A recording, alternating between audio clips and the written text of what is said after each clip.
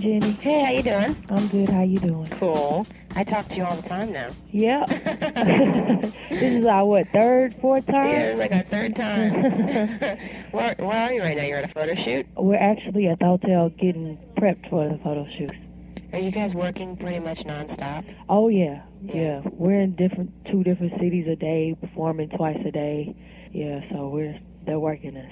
Has it always been like that? Actually, it has. Mm-hmm. It has been like that ever since we first came out. I think we're like the hardest working female group out. Right. We did more shows than anybody else the first year we came out, and I think we're probably going to be the same way this year. You've been singing since you were how old?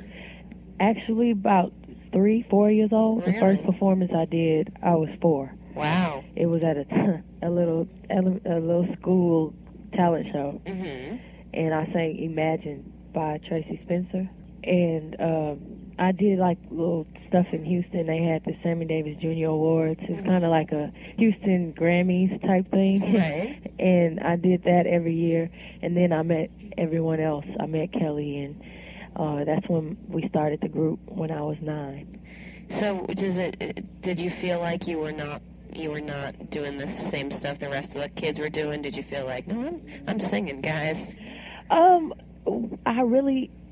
This was my fun.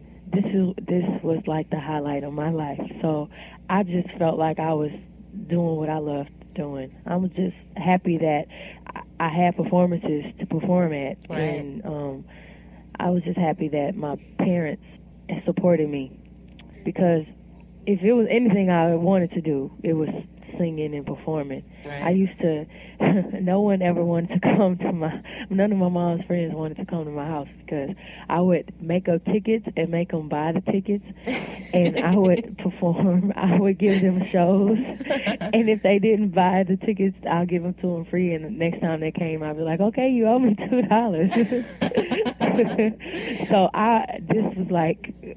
this was my dream. Right. Would you get all made up and dressed? Oh, yeah. I would have my costumes, my makeup, my costume changes, my tapes ready, and I would practice and everything.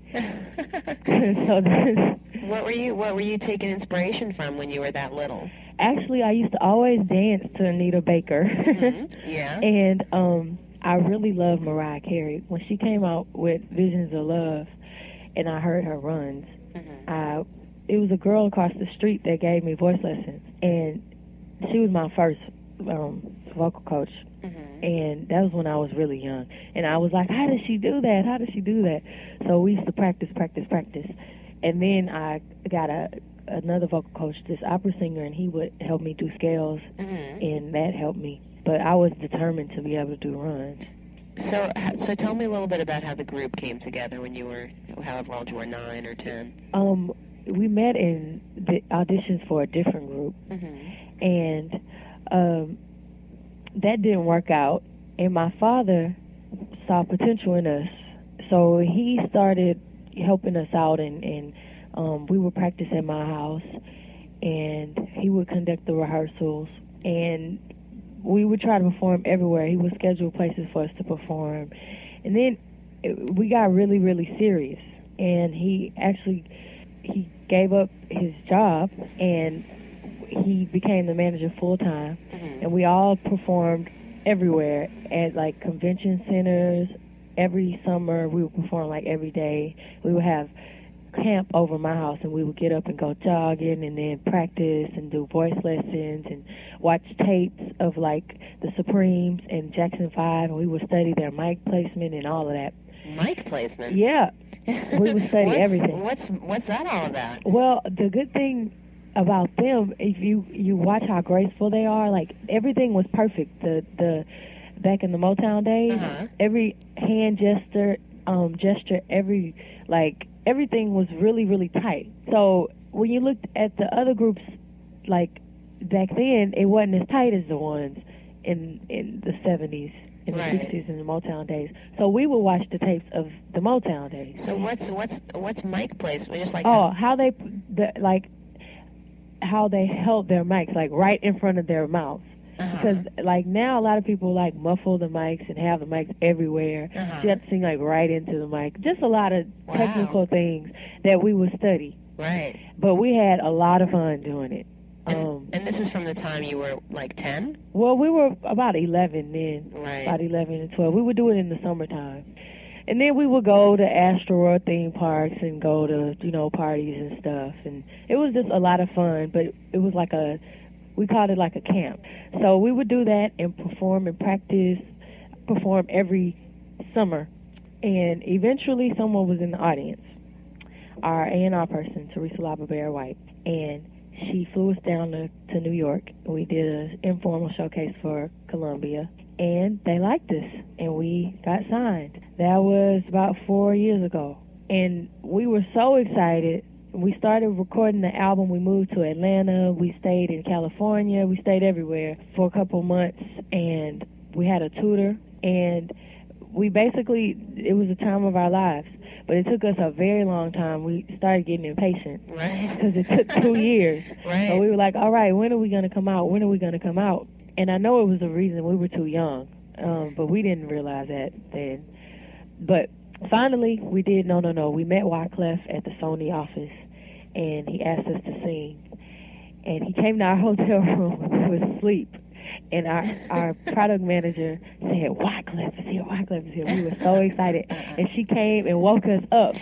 And we were trying to, get our hair and stuff together and brush our teeth. And he came. We had like 2 minutes before he got up the elevator. So he came and he asked us to sing, and we sang. And he was like, you girls can really sing. Y'all are hot. So we did a photo shoot the next day. It was one of our first photo shoots. And he said that he wanted us to sing on his Stand Alive remix. Mm-hmm. So that was like so exciting for us. So we did that, and then he did No. Right. Part 2. The album was finished. We just needed one more single, and that was perfect. So once that came out, we did the video for it. We were so excited about the first video. We cried afterwards, and it was just a very special moment. Right. But we did the video. The single went #1, and we sold like 2 million copies of that single. Then finally, the album came out. The album went gold, and we went over to Europe a numerous amount of times, and we went straight into the second album. The first album, we were young. We didn't do a lot of writing on. We didn't really have a lot to sing about because we were so young. Right. And what would you sing about? Well, just love. Right. But we couldn't get too deep because we were only 14 when we did some of those songs. You're like singing about how boys won't carry your books for you. Yeah. But we did a good job with making the songs people could relate to them. Older people could relate to them. Right. But it was only so much you could do when you're that young. Right. When it came out, we were 16, but we actually recorded it at 14. Some of those vocals, we were 14 years old. Wow. So a lot of people, they don't realize that. Right. Anyway, we finally did the next album. We did it in 2 months. The first album took 2 years. Wow, what a difference. Why did it go so much quicker? Because we had a lot to say. Right. We experienced a lot in those 2 years, in the 4 years. And, our voices just totally matured. We matured. It was kind of like we would mature from girls to young women. So we knew exactly what we wanted to talk about. We knew what we wanted to sound like. So we got a chance to produce. I got a chance to produce on, I think, 6 of the songs, and I got a chance to write on 9 of the songs. And all of us got a chance to write. So it was just a way better thing. We Right. knew what we wanted this time. The first time we just kind of went along with the flow. So it only took 2 months, and we couldn't believe that we were finished because we listened to all of the songs, and our manager was like, I think the album is finished, y'all. We were like, it can't be finished. It was only 2 months. We got another year to go. But it was finished.